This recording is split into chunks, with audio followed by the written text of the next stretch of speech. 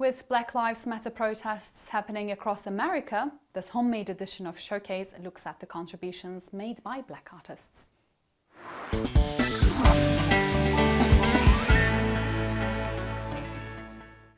American history is built on the African slave trade, and that also means that millions of Black people had a massive impact on American pop culture, especially music. Here's a look at why. Blues, jazz, rock and roll, hip-hop. American music was largely shaped by the resilience and resistance African slaves showed under oppression. After most of them adopted Christianity, Sundays were considered a day of rest and a time for slaves to practice worship on most plantations in the American South. This meant they were allowed to play music, sing hymns, and commune. In places like Congo Square in New Orleans, Africans used this allowance to play the drums. The rhythms and songs they learned from each other would go on to lay the foundations of modern gospel music and influence other musical genres such as blues, jazz, and swing. Blues shows the transition from African slave to African American citizenry. In other words, the struggles faced within the aftermath of slavery. You got a boy child coming, gonna be a son of a gun. As for jazz, it developed from roots in blues and ragtime, and today is seen by many as America's classical music.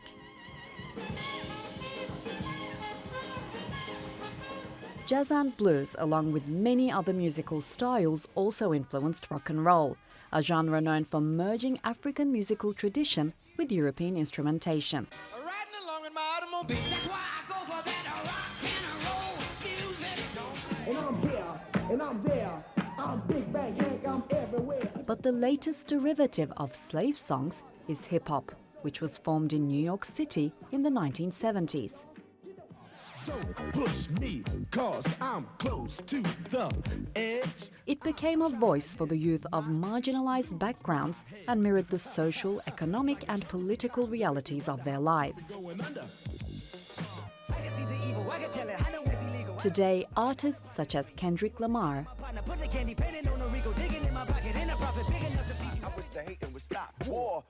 Common, I know that Black lives matter and they matter to us. and Childish Gambino release songs that feature elements of jazz, funk, and gospel, while they speak directly about the conditions of African Americans, just like blues did. Slavery inspired all of these musical genres, and even more of them, one way or another. It seems fair to say the influence of the cruel and dehumanizing practice has left a lasting legacy on music that's ever evolving. But there's two sides to every story, and now you know mine. So, we begin the program with Charles Burchell. He is a multi-instrumentalist, composer and producer, originally from New Orleans. Hi, good to see you. Hi, thank you for having me. Okay, Charles, so let's just dive deep into the Black contribution to American music together. Let me just ask you right away, can I say that modern American music is completely shaped by early slave music? Yes, I would definitely say that pretty much all American music has some derivative from African American culture. Definitely tracing back to slavery, but most, I would say that the biggest contributions happened after slavery. And once Black people started to integrate into modern American culture and were able to learn instruments, namely the guitar and other brass instruments, once we actually had the tools to create music, we were able to then develop many different musical styles. I mean, of course, ragtime, blues, jazz, hip-hop, rap, obviously I understand why they would be Black or they get their inspiration from Black culture. But for example, rock music, it's widely seen as a white music, Right. I guess. So Well, is it the case? Yeah, well, so that's kind of one of the things that a lot of times people don't understand because of history. So with black culture and black music in particular, black people were still segregated into the 60s. So there was a lot of music that we created that to sell records needed a different face, needed a white face. So rock and roll in particular is one of those styles of music. Rock and roll definitely was a black creation. It's a derivative of rhythm and blues. And you have Bo Diddley, Chuck Berry, Little Richard, who are some of the pioneers of this Fats Domino, people who were from the South of the United States, the American South. These are the pioneers of rock and roll music. However, rock and roll didn't blow up until Elvis Presley and other people like that became the face of it. And then when you had the British invasion and people coming from Britain playing their own brand of rock, that's when I think it really solidified as something that was white. But the origins of it, and anybody, especially the British rockers, will tell you, the origins are definitely from the black community. Rock and roll is a derivative of the blues, a derivative of R&B, and it's just the fact that in American culture, the mainstream America wasn't ready to accept black faces as these superstars. They would only just allow a few. So rock and roll was one of the first things that had to be kind of appropriated and re-assimilated to the culture, redisseminated to the culture. But it's definitely a black creation. Okay, this is not really widely recognized, I guess.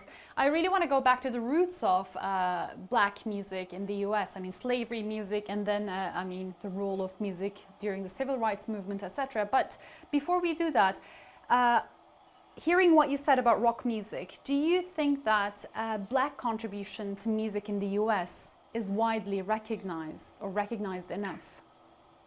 I think in some circles, definitely. I think I will say that Black American music is America's biggest export. It's something that you find all over the world. I did work in 2015 as a cultural diplomat for the United States State Department, and our group, it was a program called Next Level, and we went around to different countries teaching hip hop workshops. And it was amazing to find that in all these different countries, there was a hip hop community.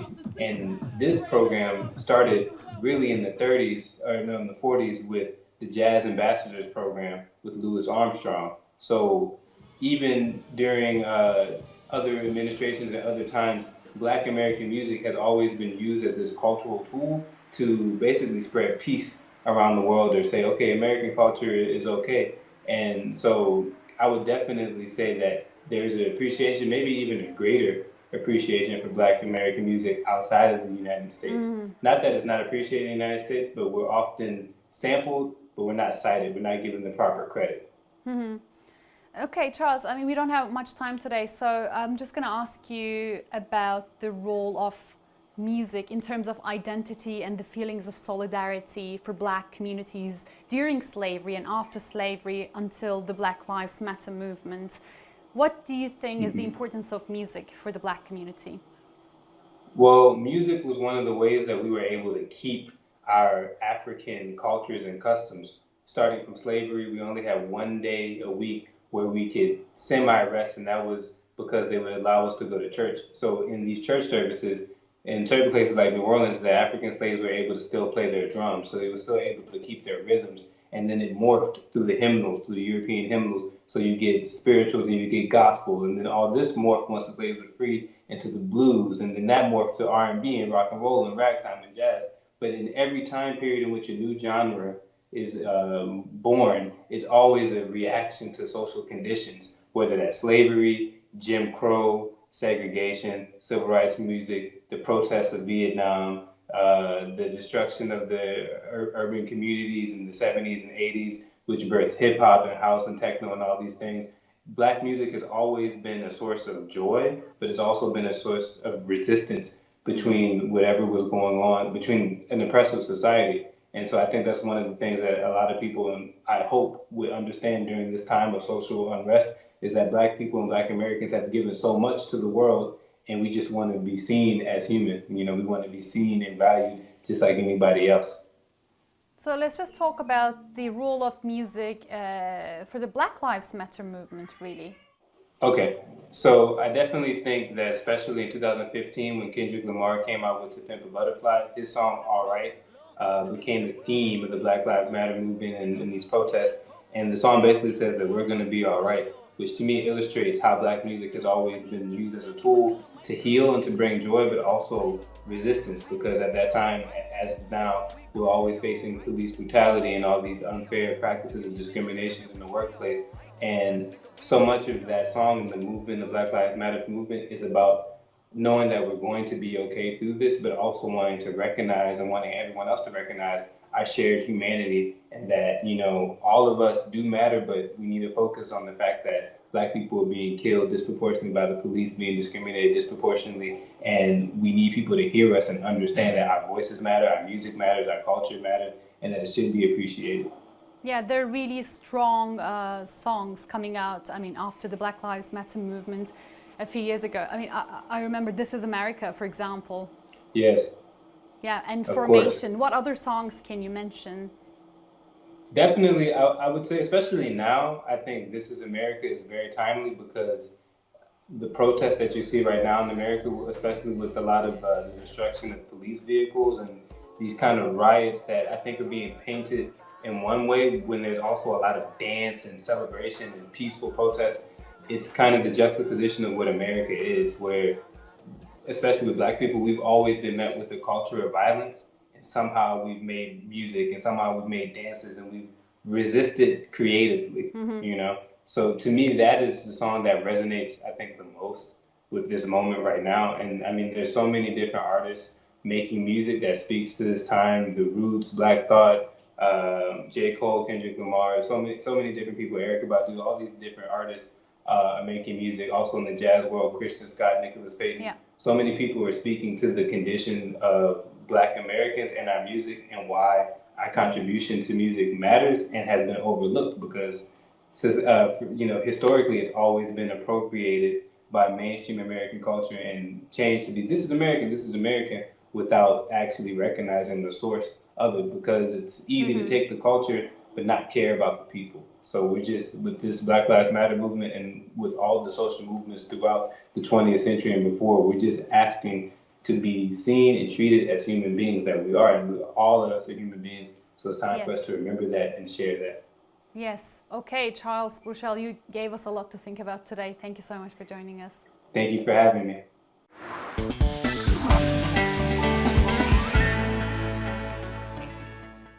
A result of racism in America is a lack of representation for Black people in pop culture. And nowhere is that clearer than at the movies. While today people are protesting in the streets, directors have been fighting for some time at the box office. What I tell you about that noise? What I tell you about that pitch? It was Spike Lee's 1989 film, Do the Right Thing, that paved the way for Black directors to get considerable attention in Hollywood. The comedy drama that focuses on racial tension and police overreaction is considered as one of the most important films of the era. You know, deep down inside, I think you wish you were Black. Who told you to step on my speakers? Who told you to walk on my side of the block? Who told you to be in my neighborhood? And then many other hits came along. Reginald Hudlin's House Party was one of them. What you got to say now, punk? Something wrong? Something wrong, yeah. Boys in the Hood was another cult classic, which made its director John Singleton the first African-American and the youngest ever Best Director Oscar nominee.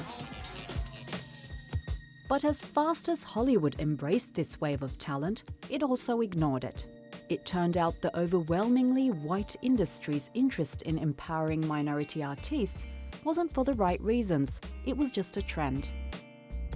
A recently published interview in the New York Times reveals some of the hardships African-American filmmakers faced back then. Juice director Ernest Dickerson told the newspaper, "There used to be a time where you went after an agency and they would always tell the story, we already got our Black filmmakers." Things weren't so different for Darnell Martin, who directed the 1994 romantic comedy I Like It Like That. You had to do what they wanted you to do too, because you were their Black filmmaker. But in the past few years, Black films have made a huge comeback. That's thanks to Barry Jenkins and his 2016 coming-of-age drama, Moonlight, the first film with an all-Black cast that won the Oscar for Best Picture. At some point, you gotta decide for yourself who you're gonna be. Can't let nobody make that decision for you. they know I'm black. Should they? Ever since, a string of hit movies such as Jordan Peele's Get Out and the superhero blockbuster Black Panther have inspired optimism that Hollywood could change in favor of minority artists. But the question is, how long will this second boom of black films last? The revolution will be live. So, let's talk movies with Mia Mask, a professor of film at Vassar College, where, among other things, she teaches African American cinema. Hi Mia, good to see you, thank you. Hi, good to be here. So, let's just start with 2018, where everyone was talking about a rise in black cinema. Obviously, we've seen 16 black directors, for example, working on top 100 films, or we've seen a huge movie like the Black Panther. But then, do you think has real change happened? That's a great question. Thank you. I am skeptical to say that real change has come from these movies. It was wonderful to see so many Black directed or African American directed films released in 2018. When we think about the list, it includes wonderful films like Black Klansman by Spike Lee or Ryan Coogler's Black Panther. We might even point out films that came a couple years before, like Barry Jenkins' Moonlight, released in 2016. And so there were a range of films, even Boots Riley's Sorry to Bother You, also a 2018 release. These were wonderful films, critical, important in terms of questions of social justice, but they could only go so far. We need to see changes happening in the political realm as well. So it's great to see more African American filmmakers getting opportunity to make these pictures, but we need to see more substantive change in other realms of society. Definitely, but then if you just keep it to the cinema industry, how do you feel about the situation there? Do you think it's fair for black filmmakers? I mean, looking at Oscars So White, movement, for example. Yeah, it's been very refreshing to see a more politicized movement taking root through Oscar So White, and that raising awareness, raising some consciousness among filmmakers and film producers to make people more likely to want to sponsor and greenlight films by Black directors, by women of color, Black women directors in particular. So we are seeing some movement, but it will take some time before we'll know if that is long-term and substantive change. Yeah, and we still don't have enough non-genre black films, do we? Absolutely. It's important to see additional content, right? So it's really early days before we can make a determination to say, yes, real institutional change has occurred. It's not just the action picture or the crime serial or the crime drama, but we have Black dramas, Black family pictures, and as you say, non-genre pictures. Mm-hmm. Okay, so let's just talk about the portrayal of black people in cinema. I mean, unfortunately, we don't have the time to dive deep into the history, but then today, for example, where we're seeing a lot more black movies, do you think the representation is fair? Take Green Book, for example, an important movie in this sense. Yes, Green Book was a troubling film in some ways, because one of the things that Green Book does is it's akin to a film like The Help, which does not adequately take up the social context of the civil rights era and the movements occurring at the time, and instead the friendship or the relationship is sort of one that is negotiated through a service relationship, where the Black or white member of one person in the friendship is in a service capacity, and that places some structural limitations on the narrative and on what can be done and what can be said and what can happen. And unfortunately, I thought that Green Book, while entertaining for some, really was disappointing in terms of its representation of Black characters and African American and American issues. Okay, so I mean, before I let you go, looking at the situation in the movie industry at the moment and, hearing what you said about Green Book, how can people interested in Black cinema seek out new Black filmmakers? Do you have any recommendations for us? Absolutely. If you haven't seen Queen and Slim, a 2019 release by a young woman filmmaker, I encourage you to see Melina Matsoukas' film. It's wonderful, as well as some of the other films that I've mentioned, Boots Riley, Sorry to Bother You, a 2018 release. So there are a number of wonderful films out there. They're not hard to find, and right now people are posting them, blogging about them, lists are coming out. There are also wonderful films from the 70s and 80s to watch. The documentary about Malcolm X in his own words by Arnold Pearl, that's a 1972 film. And to just go back and see other Spike Lee films, Ava DuVernay's movies. There are a lot of great films out there. I encourage people to see Ava DuVernay's The 13th, which is an excellent documentary. So there's a lot of wonderful content. How lovely, so many recommendations. Thank you so much for joining us today. I appreciate it. Thanks for having me.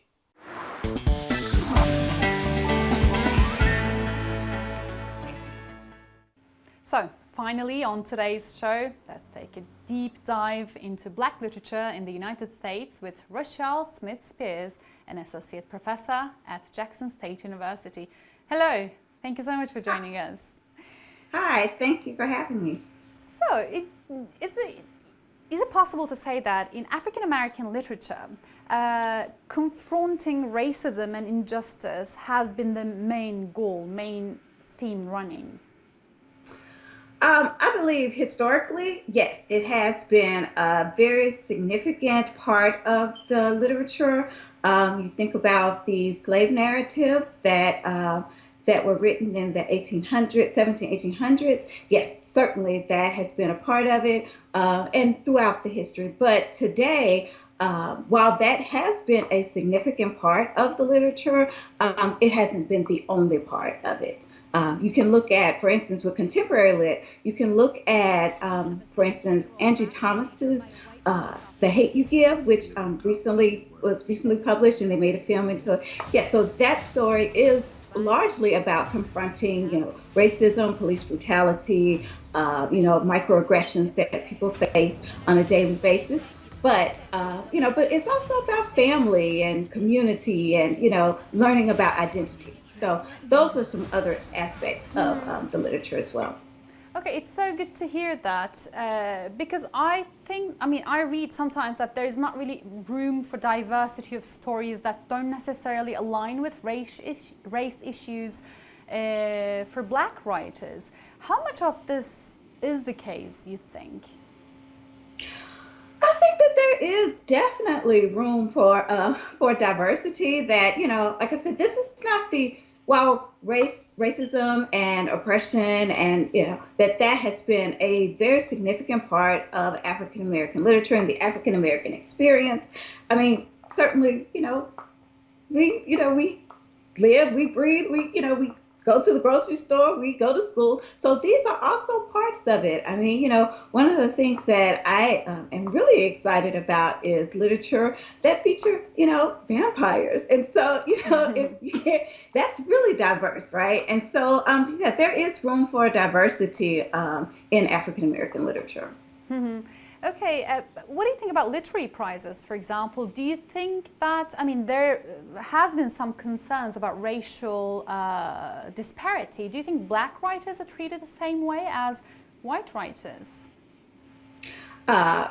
Probably, I would have to say no. I mean, there's been a lot of discussion about Black writers not being given the same kinds of attention and validation through prizes and just recognition. So no, I do not think that Black writers are given that same attention. I think Bernardine Evaristo, for example, was it last year when she got the Booker Prize? It was sort of a joint thing with Margaret Atwood, and that really received a lot of criticism. So Bernardine Evaristo is definitely one one contemporary name that is popular. Why don't we talk about some of the recent popular Black American literature? Yeah, so you're asking an English professor to talk about books. We could be here all day. But one of the ones that I have been really excited about is it's a young adult novel, but it's Tomi Adeyemi's Children of Blood and Bone.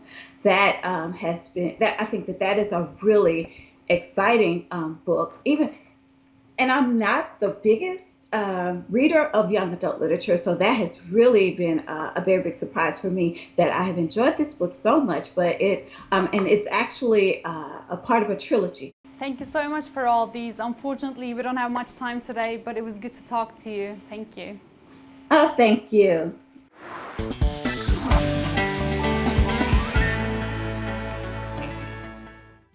That's it for this homemade edition of Showcase. We have so much more on our YouTube, Instagram and Twitter accounts. I'm Elif Bereketli. Bye bye.